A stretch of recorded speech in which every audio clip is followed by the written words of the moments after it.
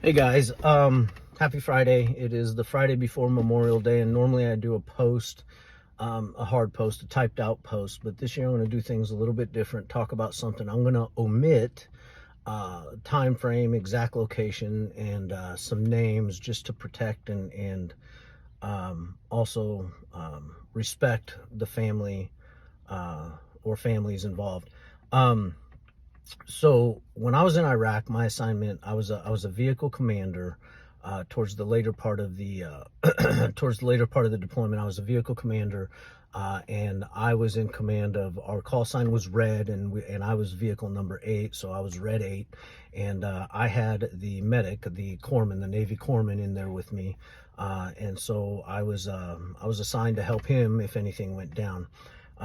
We were probably on what was probably my 40th combat mission, and we were headed from our base to another location to go check on some Marines of ours.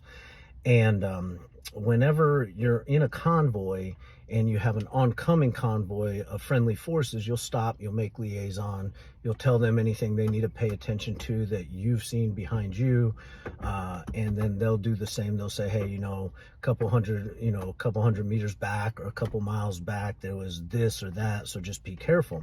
So we were pulled over, and our front vehicles were making contact with their front vehicles, talking about that, and I got out to take a piss, and as I was pissing, um, and pardon my French, but I still get anxiety talking about this. But as I got out to take a piss, I heard a pop, and the pop was a common noise by this time in the deployment. It was a roadside bomb, and 70-80% of the time they're just bombs that go off around you. Nothing really happens. It just is what it is. Nobody's hurt. You might have a little vehicle damage, make your heart drop to your stomach for a few minutes, but everybody's okay. So I'm thinking, oh, another roadside bomb. And then I get in the vehicle, and the second vehicle in our convoy, so 6 vehicles up from us, guy gets on the radio, and he's like, hey man, he's like, we need some help up here. We got this army vehicle that just got hit, and the army medic is saying that he's unable to move forward to help his vehicle, and this dude is really fucked up. And so I got on the radio and I said, hey, I said, if you guys make way for us, we can we can make our way up there. So we had the vehicles kind of pull off to the side while we're driving up the road, and we get to this vehicle, and I remember seeing the whole front quarter panel of the vehicle is just completely destroyed, and the passenger side front door is open. And I get out with the corpsman. We leave the gunner, the driver, and the rifleman in the vehicle for the time being.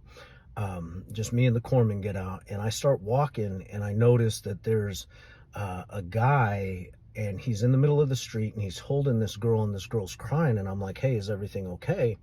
And they're like, yeah, we're just really fucking scared right now. And I said, okay, so they're okay. So we go around, and I go with the corpsman around the vehicle, and as I get around the passenger side door that's swung open, the first thing I think is, man, why is this guy wearing white socks in camis when he's in camis? He should wear them black socks or green socks or whatever the army wears. Um, and then I thought, well, why are his boots off? Why is he in a convoy with his boots off? And then it's just like this overwhelming weight came over my body when I realized that he was in the passenger seat, front side passenger seat, and he had been blown back into the back, so he was on his back but still in the seat. And what I was seeing was his guts from the bottom half of his body blown all over the Humvee. And I looked at the medic, and the medic looked at me with this look of defeat. I'll never forget this look of defeat. And he said, man, we at least have to try. And I said, okay. I said, okay. I said, just tell me what to do. I'm not the medic, you are. I'm just here to help you. And so he started working on him. He said, I just need you to keep him awake. So this dude was awake, had no clue what was going on. And I'm talking to him, and I'll leave the details out. But I remember the doc looking over to me and saying, hey man, we need some tape. And I'm thinking duct tape, he's thinking surgical tape, so a little bit of confusion. But I run back to the Humvee, and I remember standing in the doorway of the Humvee looking for tape and thinking, holy fuck, this is real. This is so overwhelmingly intense, but you have to keep your shit together because you are a sergeant in the United States Marine Corps and you have a tradition to uphold and you have a fucking job to do. So I found the duct tape and I took it back to the doc, and he's like, I found it. He's like, I needed medical tape, but I found it, so you're good. And then at this time I realized everybody had surrounded the vehicle and was trying to help in their own way. And so I thought, man, there's something else I can do. So I figured, I went and found the guy who was calling for air support.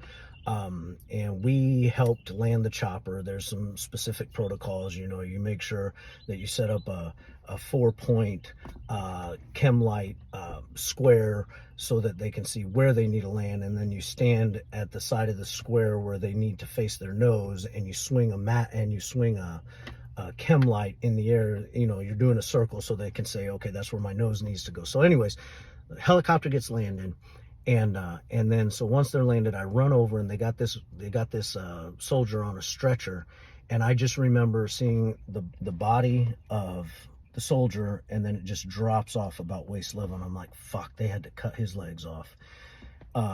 And so loaded him up, and we ended up getting loaded back up in the convoy. And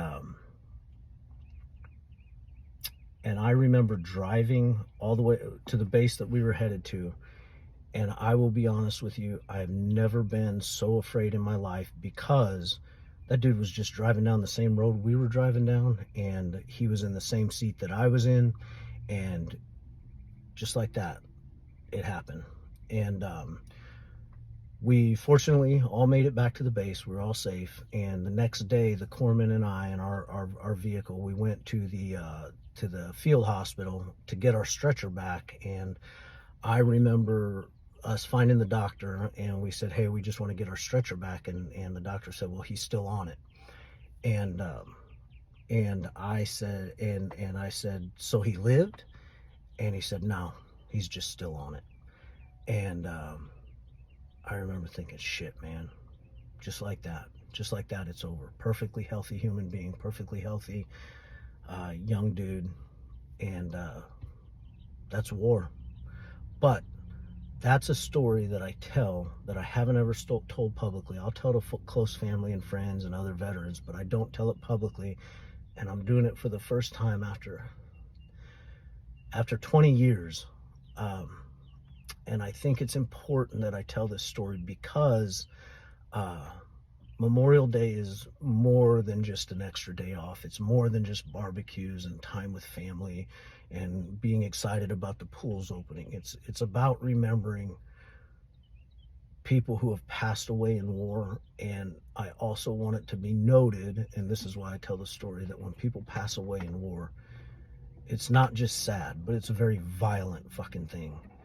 And it's a horrendous experience for the veterans who come home and live with those memories. And so 2 things. Just remember why the holiday exists. And on Monday, don't thank a veteran for his fucking service. It's the wrong holiday to do that. And if you say anything, just say, glad you came home.